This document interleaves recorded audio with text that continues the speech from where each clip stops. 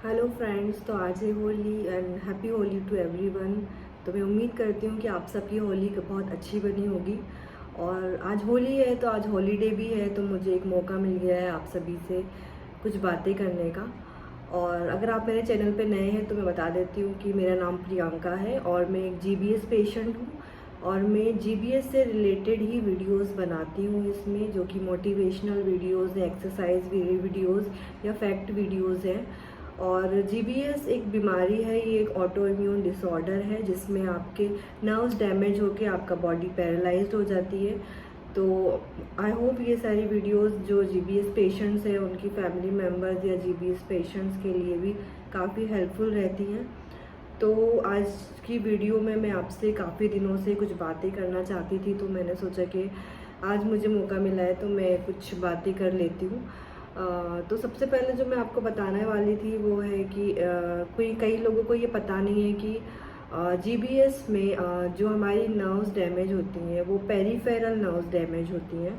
तो peripheral nerves क्या होती है और उसका क्या काम होता है वो मैं आपको बता देती हूँ। एक्चुअली हमारी बॉडी में दो टाइप की नर्व्स होती हैं, एक सेंट्रल नर्व्स होती हैं और एक पेरीफेरल नर्व्स होती है। तो सेंट्रल नर्व्स जो होती है वो हमारी स्पाइन में होकर ब्रेन से कनेक्टेड होती हैं डायरेक्ट। तो वो पूरा जो ब्रेन से जो ब्रेन कंट्रोल जो होता है वो स्पाइन वाली सेंट्रल नर्वस सिस्टम से होता है। और जो पेरीफेरल नर्व्स हैं वो जो नर्व्स होती है वो हमारे ब्रेन से हमारे जो मसल होता है उसको सिग्नल्स पहुंचाती हैं। तो जब हम जीबीएस के केस में जब हमारी पेरीफेरल नर्व डैमेज होती है तो जो सिग्नल होता है जो ब्रेन से हमारे मसल को जाता है वो सिग्नल ब्रेक हो जाता है, जिसकी वजह से हमारा जो मसल है, जैसे कुछ भी मूवमेंट करना होता है, हैंड मूवमेंट हो गया या कोई भी मूवमेंट हो गया, तो वो जब सिग्नल ही नहीं पहुंचेगा हमारे ब्रेन से हमारे मसल तक तो हम वो मूवमेंट नहीं कर सकते। और ये जो डैमेज होता है नर्व का, इसकी वजह से ही हमारा जो मसल है वो भी वीक होने लगते हैं और मसल वीकनेस हो जाती है। तो नर्व डैमेज के केस में जो नर्व्स हैं उसको जितना टाइम लगना है रिकवरी के लिए वो उतना टाइम लेगी ही।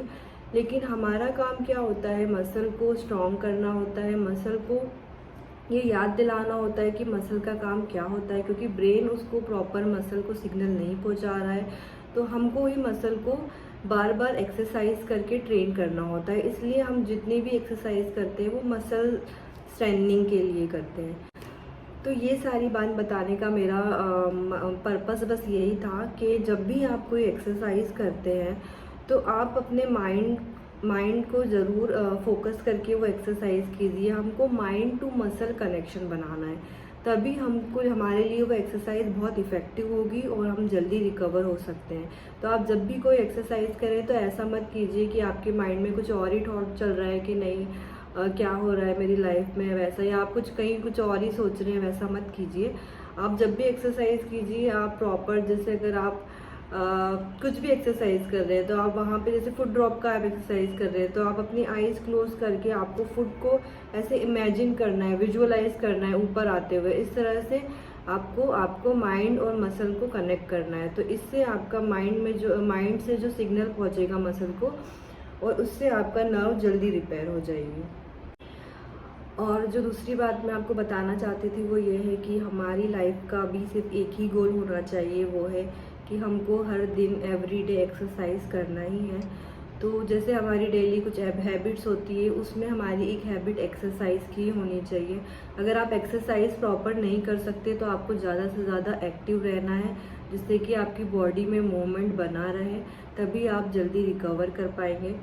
तो आपको जैसे हर दिन आप जैसे खाना खाते हैं वैसे हर दिन आप बस अब ये समझ लीजिए, क्योंकि हमको जीबीएस हुआ है तो हम पहले की तरह अब नॉर्मल नहीं है, हमारी बॉडी उतनी नॉर्मल नहीं है। हमको इसको और ज़्यादा मतलब नॉर्मल बनाने के लिए या स्ट्रॉन्ग करने के लिए हमको हर दिन, जैसे हम खाना खाना नहीं भूलते वैसे हमको एक्सरसाइज करना नहीं भूलना है। तो आप अपनी डेली हैबिट में एक्सरसाइज को भी, और ऐसा नहीं है कि आप ठीक होने के बाद एक्सरसाइज नहीं करेंगे, और आपको ऐसा भी नहीं सोचना है कि मैं अभी थोड़ा ठीक हो गया हूँ तो अभी मैं टाइम के साथ विदाउट एक्सरसाइज भी ठीक हो जाएंगे, ऐसा नहीं है। आपको एक्सरसाइज ही करना पड़ेगा, क्योंकि मैं अपने एक्सपीरियंस से बता रही हूँ कि मेरी बॉडी में कोई भी एक भी चीज़ ऐसी नहीं है जो विदाउट एक्सरसाइज खुद से आ गई हो।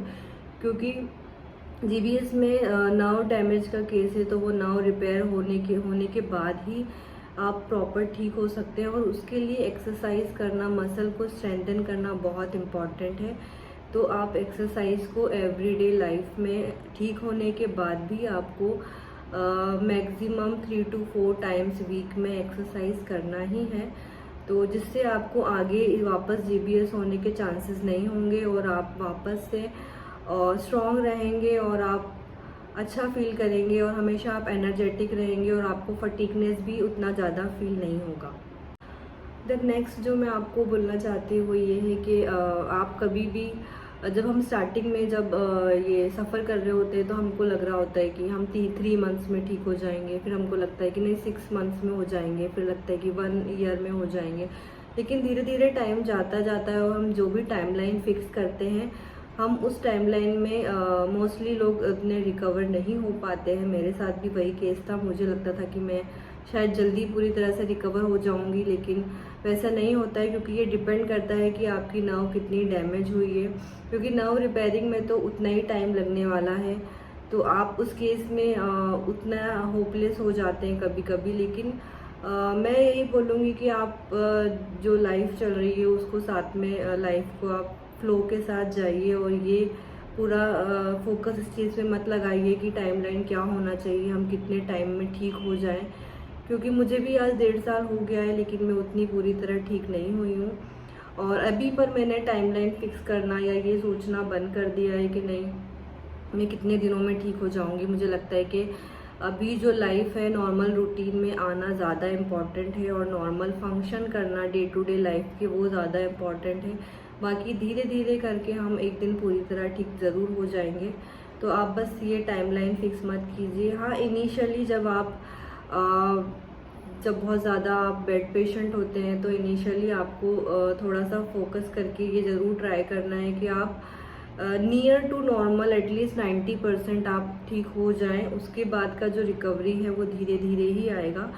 तो इनिशियली आप वो कोशिश कर सकते हैं कि आप normal day to day life के फंक्शंस करने तक आप ट्राई कीजिए कि आप जल्दी ठीक हो जाए। लेकिन उसके बाद फिर आप खुद को प्रेशराइज मत कीजिए ये सोच के कि हाँ इतना टाइम हो गया, हम लोग अभी तक ठीक नहीं हो पाए हैं, क्योंकि इस चीज़ में टाइम लगता ही है। हर किसी का रिकवरी का टाइमिंग भी अलग है, और रिकवरी एक बार टाइम के जाने के बाद थोड़ा स्लो भी हो जाती है, क्योंकि हमारी बॉडी इस चीज़ के लिए अडेप्टिव होने लगती है। लेकिन मैं जैसा कि मैं बोल रही हूँ कि एक्सरसाइज अगर आप एवरीडे करते रहेंगे, तो आप धीरे धीरे इससे पूरी तरह रिकवर ज़रूर हो जाएंगे। ओके, तो कुछ लोग ऐसे भी हैं जो काफ़ी ज़्यादा बीच रास्ते में आकर, जब हम थोड़े रिकवर हो जाते हैं और थोड़ा हमारा बचा होता है, तब हम काफ़ी ज़्यादा डीमोटिवेट हो जाते हैं और बहुत होपलेस हो जाते हैं। तो मैं आप सबको समझ सकती हूँ, और हम लोग हर कोई जो भी जीबीएस से सफ़र कर रहा है, वो हर कोई ये चीज़ वो समझ सकता है बहुत अच्छे से कि हमको कैसा फील होता है। हमको लगता है कि काश सिर्फ एक दिन ऐसा मिल जाए जिस दिन हमको एक्सरसाइज ना करना हो, और हम बस अपनी लाइफ को एंजॉय कर पाएँ अच्छे से, बिना किसी चीज़ के बारे में सोचकर। कई बार हम लोग मेंटली एग्जॉस्ट हो जाते हैं, बहुत ज़्यादा ओवर थिंकिंग कर लेते हैं, बहुत ज़्यादा हम लोग ऐसे निराश हो जाते हैं। तो मुझे लगता है कि जब आप बहुत ज़्यादा मेंटली एग्जॉस्ट हो गए, तो आप रेस्ट कीजिए, अपने माइंड को भी रेस्ट दीजिए, क्योंकि अगर आप मेंटली इतना टायर्ड हो जाएंगे तो शायद आप फिज़िकली भी कुछ नहीं कर पाएंगे। तो आप हो सके तो आप कोशिश कीजिए अपने आप को रेस्ट देने की। आप चाहें तो अपने कहीं भी ऐसे नॉर्मल, अगर आप अच्छा फील नहीं कर रहे हो, थोड़ा वॉक करने निकल जाइए, आप किसी गार्डन में जाइए, नेचर में जाइए, या सनलाइट में जाइए। वहाँ पे आपको माइंड को बहुत अच्छा फील होगा, और आप थोड़ा बेटर फील करेंगे। जीबीएस की भागदौड़ में हम लोग ये तो भूल ही गए कि हमारी एक नॉर्मल लाइफ भी है, और हमको एक नॉर्मल लाइफ जीना भी है। तो आप अगर ऐसा फील करते हैं तो आप रेस्ट कीजिए, पॉज लीजिए, अपने आप को बेटर फील कराइए।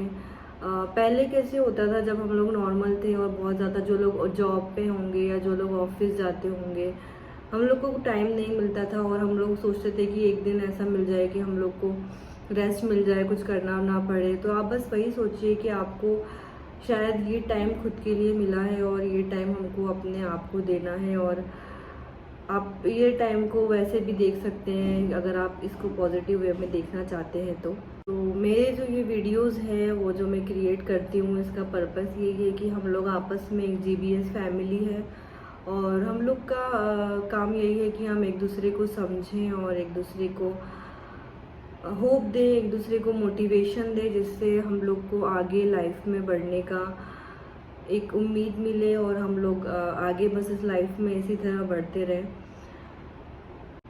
आपको हर वक्त स्ट्रांग रहने की कोई ज़रूरत नहीं है। हम हर वक्त स्ट्रांग बन के नहीं रह सकते, हमारे अंदर भी इमोशंस है, हम लोग भी कभी वीक हो जाते हैं। तो करेज हमेशा ये नहीं होता है कि हम हर वक्त ब्रेव रहें, हर वक्त हम हिम्मत दिखाएं। करेज का मतलब ये भी होता है, एक बहुत अच्छा एक कोट मैंने सुना था करेज के ऊपर जो मैं आज आपसे शेयर करती हूँ। Courage does not always roar, it is the silent voice at the end of the day which says I will try again tomorrow. So हम लोग कल, अगर आज हम हार गए हैं, आज हम थक गए हैं, तो हम कल फिर ट्राई करेंगे, लेकिन हम गिव अप नहीं करने वाले हैं और हम GBS को हराकर GBS से जल्दी से ठीक भी हो जाएंगे। तो बस यही स्पिरिट के साथ आपको बस आगे बढ़ते रहना है।